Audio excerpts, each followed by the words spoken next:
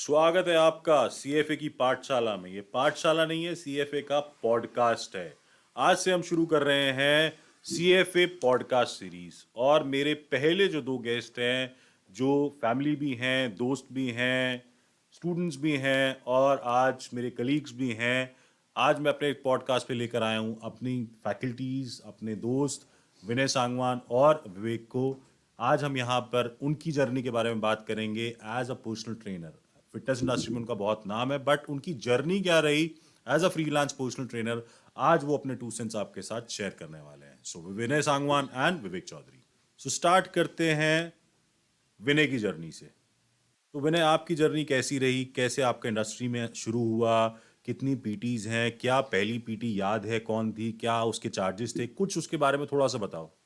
देखिए, शुरुआत मेरी हुई 2006-7 में as a regular gym goer जो जिम जाता है बॉडी बनाने के लिए। हम भी एक्टर्स से इंस्पायर्ड थे। फिर कहीं पे सुनने में आया कि एक स्पेसिफिक कोर्स होता है, सर्टिफिकेशन होती है फिटनेस ट्रेनर बनने के लिए, पर्सनल ट्रेनर बनने के लिए, एस और एसीएसएन उस ज़माने में। तो पहली बार मुलाकात हुई आपसे चिराग जी 2009 में। सर्टिफिकेशन किया, सर्टिफिकेशन करते करते नौकरी लग गई एक बड़े जिम में, अशोका होटल में वो जिम था। पहली नौकरी लगी थी मेरी 13,000 रुपये की, जो बहुत बड़ी बात थी। 21 साल की उम्र थी मेरी उस टाइम पे। और 2 ढाई साल नौकरी करी। 2011-12 के आसपास जब नौकरी छोड़ी तो समझ में नहीं आ रहा था क्या करें। उस टाइम पे जो फ्रीलांसिंग पीटी कल्चर था वो इतना स्ट्रांग नहीं था, लेकिन मेरी किस्मत अच्छी थी या हार्ड वर्किंग रहा हूँ हमेशा से। तो पहली पीटी भी, जो पहली लीड मिली हमारे सर जी ने दिलवाई। 1,000 रुपये घंटा उस टाइम पे मेरे को पहली पीटी मिली साउथ दिल्ली में। और भगवान की दया से आज 12 10 12 साल से ऊपर 15 साल के आसपास हो चुका है। और पीटी बिजनेस अच्छा चल रहा है। अब आप देखो, 10-12 साल की जर्नी, पहली पीटी फ्रीलांसिंग की मिली थी 10-11 साल पहले। तो आप समझिए वो मेहनत जो थी वो 11 साल की थी। विवेक हमारे साथ है। विवेक हमारा एक फुल टाइम एजुकेटर भी है, प्लस साथ में एक एक्सेलेंट पर्सनल ट्रेनर भी है। सो विवेक की क्या जर्नी रही? विवेक, आपकी जर्नी कैसी रही? सर, मेरी जर्नी स्टार्ट हुई थी वही जब विनय की स्टार्ट हुई थी 2009-10 में। ग्रेजुएशन ख़त्म करी, बीपीएड ख़त्म करी, और उसके बाद मैं एक टेनिस एकेडमी में शाम को एज अ ट्रेनर काम करता था। वहाँ मेरे को पहली पर्सनल ट्रेनिंग मिली थी, जहाँ मैं विकासपुरी उत्तम नगर वेस्ट दिल्ली से गुड़गांव जाता था। और सुबह 5 बजे का सेशन होता था और 5,000 रुपीज़ मंथली वो पीटी मुझे मिली थी। 2009-10 की बात है। उसके बाद मैं होटल इंडस्ट्री गया। हयात होटल है विकाजी गामा प्लेस में, वहाँ पे मैंने as a personal trainer, as a trainer मैंने वहाँ 1.5-2 साल बिताए। और उसके बाद मैंने वहाँ 1.5-2 साल काम करने के बाद मेरा मन था कि एथलीट्स के साथ काम करा जाए। मैं खुद स्पोर्ट्स कॉलेज से पढ़ा था, मैंने बीएससी स्पोर्ट्स साइंसेज में किया था। तो मैं श्री फोर्ट स्पोर्ट्स कॉम्प्लेक्स में टेनिस एकेडमी होती थी, टीम टेनिस एकेडमी, तो वहाँ पे as a strength and conditioning coach काम शुरू किया। बट मुझे वहाँ जाके रियलाइज़ हुआ कि भाई एस, ACSM, CSCS, इनकी बहुत वैल्यूज़ हैं। मैंने ग्रेजुएशन भी की थी, फिर भी लोग डिमांड इनकी कर रहे थे। तो फिर मैं सर से मिला 2015 में। 2015 में मैं क्लासिक आया, मैंने यहाँ पे आके अपना एस का कोर्स किया। उसके बाद 2016 से मुझे मुझे नहीं लगता था मैं पढ़ा पाऊँगा, but thankfully to Chirag sir, इन्होंने बोला कि आके आप थोड़ा ट्राई करो, प्रैक्टिकल से स्टार्ट करो। मैंने प्रैक्टिकल्स लिए, उसके बाद मैं थ्योरी पढ़ाने लगा और फिर धीरे धीरे पढ़ाने में भी मज़ा आने लगा। आज मेरे पास पर्सनल ट्रेनिंग्स भी मैं जाता हूँ। सुबह मेरे पास पर्सनल ट्रेनिंग होती है, दिन में फुल टाइम मैं विद क्लासिक होता हूँ, शाम को मेरे पास जो एथलीट्स हैं उनको ट्रेनिंग कराता हूँ। तो ये सफ़र 5,000 से स्टार्ट हुआ था पर्सनल ट्रेनिंग का, और आज मैं बोलूँगा कि हाँ ठीक पर्सनल ट्रेनिंग के चार्जेस मैं कर लेता हूँ। तो अब आपने देखा एक जर्नी थी यहाँ पर। अब यहाँ पे मैं और भी एक चीज़ आप लोगों को बताना चाहूँगा कि हमें लगता है कि पर्सनल ट्रेनिंग फ्रीलांसिंग है, कोई भी पैसा आप लोग मांग लीजिए, लोग दे देंगे, हेल्थ की बात है। पर आप समझिए, लोग जब आपको फ्रीलांसर पर्सनल ट्रेनर हायर करते हैं तो वो आपका एक्सपीरियंस देखते हैं, आपकी एजुकेशन देखते हैं, आपके प्रीवियस रिजल्ट्स देखते हैं, और उसके बाद डिसाइड होता है कि आपके पीटी के चार्जेस क्या होंगे। सिर्फ इसलिए कि किसी एक ने दे दिया तो दूसरा भी दे देगा, ऐसा नहीं होने वाला। इस पे बहुत चैलेंजेस रहते हैं। एक फ्रीलांसिंग पर्सनल ट्रेनर जो है उसके चैलेंजेस एक जिम में जो पर्सनल ट्रेनर काम कर रहा है उससे बहुत अलग होते हैं।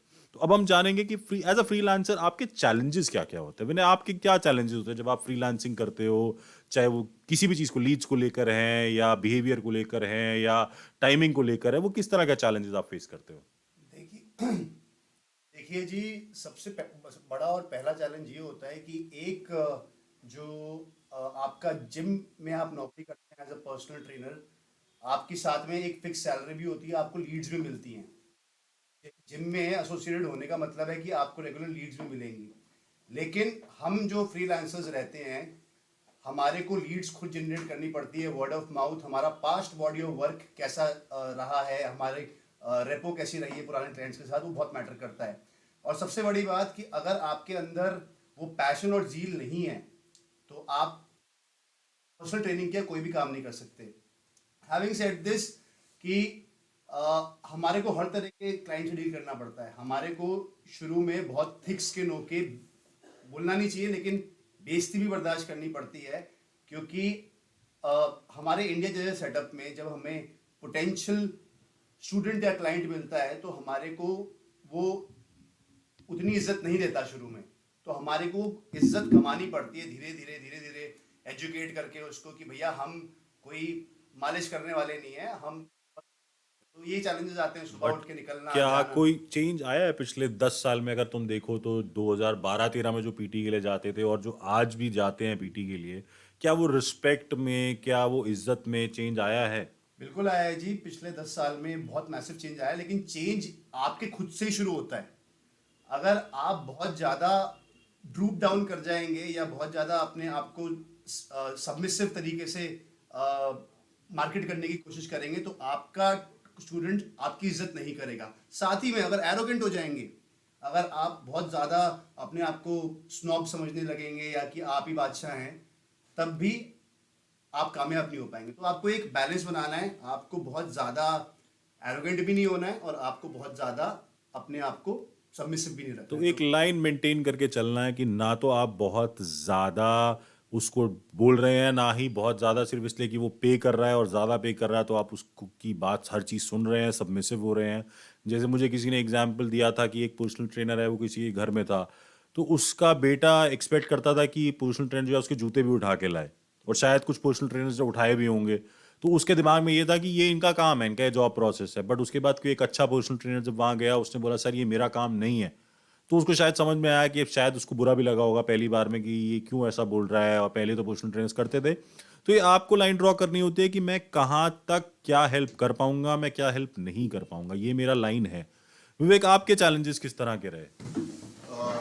सर मैं चैलेंजेस की बात करूं, देखिए सबसे बड़ा तो जो विनय ने भी अभी मेंशन किया था कि आपको clients as a personal trainer, as a freelancer ढूंढना इज नॉट इजी।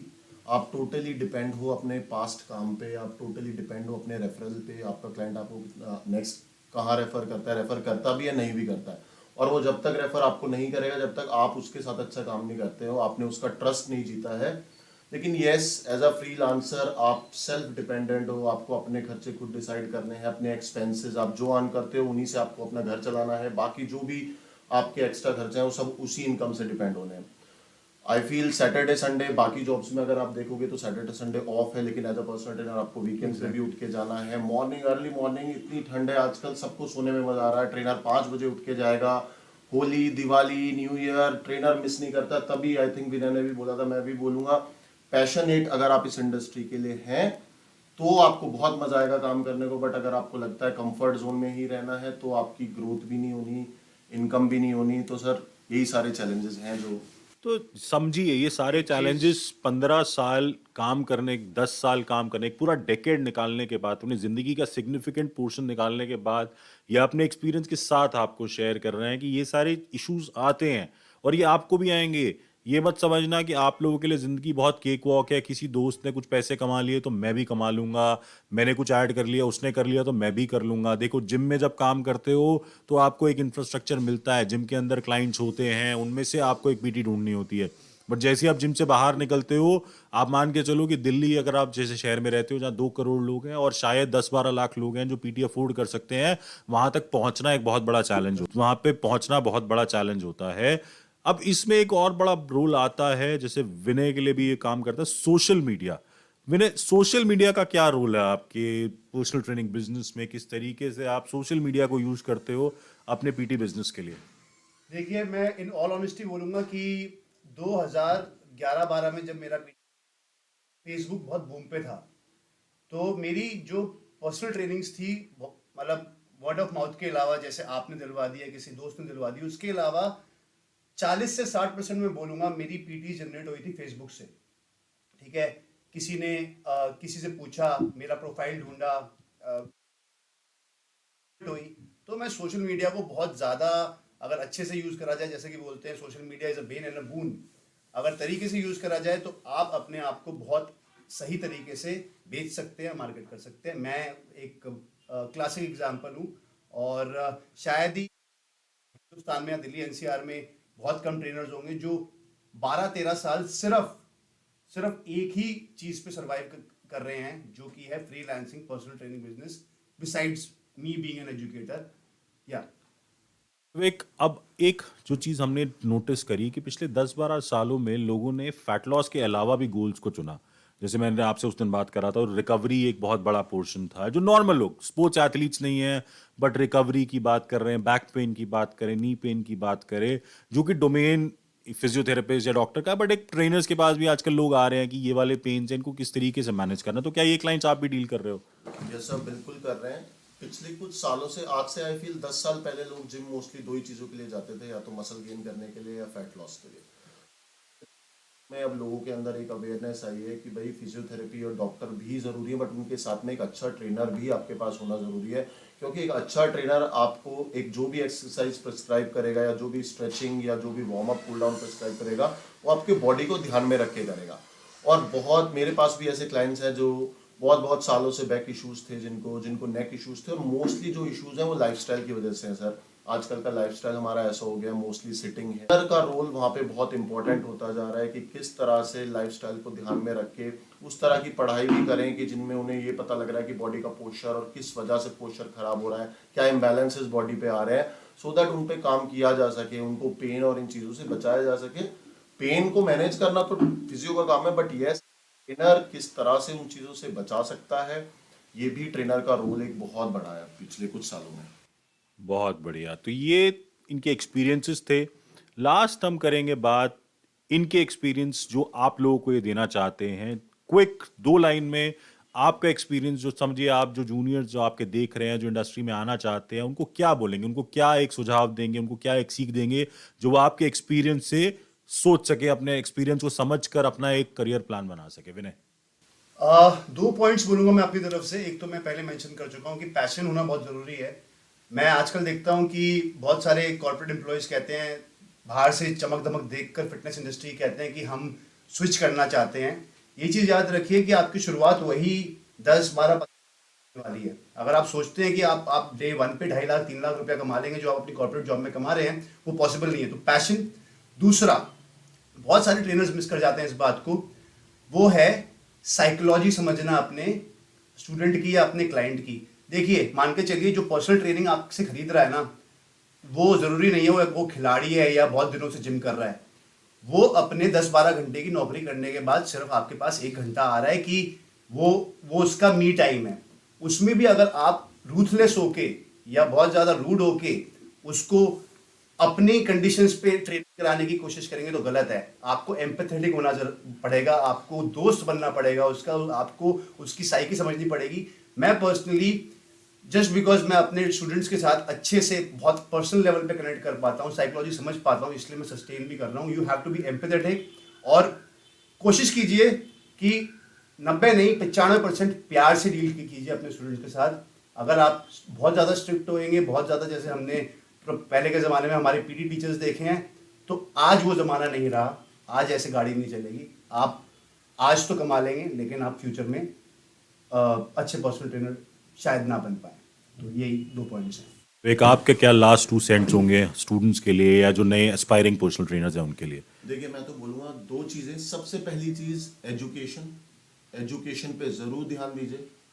जाइए, अपने को एजुकेट कीजिए। वो चीज़ आपके अंदर कॉन्फिडेंस डालेगी, वो चीज़ आपको क्लाइंट से बात करना सिखाएगी। और जो भी नई चीज़ें बोली, साइकोलॉजी भी आप कैसे समझेंगे जब तक आप पढ़ेंगे नहीं अलग अलग पर्सनैलिटीज़ के बारे में, क्लाइंट्स के बारे में, आपको वो कॉन्फिडेंस नहीं आएगा। दूसरा, पेशेंस रखिए। मैंने बहुत सबसे ज़्यादा जो एक चीज़ देखी कि स्टूडेंट पेशेंस लूज कर देता है। हमारे जो ट्रेनर्स बनने के लिए ट्रेनर्स आते हैं, उनको लगता है कि बस कोर्स हो गया, आज सर्टिफाइड हो गए, कल से पैसे आने लग जाएंगे। ऐसा नहीं होने वाला गाइस। आपने विनय को भी देखा, मुझे भी देखा, और हो सकता है कुछ आपके फ्रेंड्स हैं जो जल्दी कमाने लगे हैं, वो उनका लक है, बट आपको पेशेंस रखिए, आज नहीं नेक्स्ट मंथ या नेक्स्ट ईयर वो चीज जरूर आएगी जिसको आप ढूंढ रहे हैं। अगर आप हार्ड वर्कर हैं और पैशनेट हैं, जस्ट डेडिकेटेड रहिए, पेशेंस रखिए और अपने को बस इस रास्ते पे चल रहे हैं तो पढ़ते रहिए, अपने को इम्प्रूव करते रहिए। तो ये थी हमारी एक छोटी सी discussion freelancing personal training business की विनय और विवेक के साथ। इस तरह के और वीडियोस लेके हम आते रहेंगे। आपके कुछ क्वेश्चंस हैं, आपके कुछ सजेशंस हैं, आप चाहते हैं किसी को बुलाना जिसे हम बुला सकें, भाई अब शाहरुख खान को मत बोल देना बुलाने के लिए, मैं नहीं बुला पाऊंगा, ऐसे किसी को बोलना जिसको मैं बुला सकता हूँ, तो हम कोशिश करेंगे उसको यहाँ पर बुलाने की और उसके साथ इस डिस्कशन को आगे लेके जाने की कि कैसे हम लोग आपका करियर बेटर बना सकते हैं।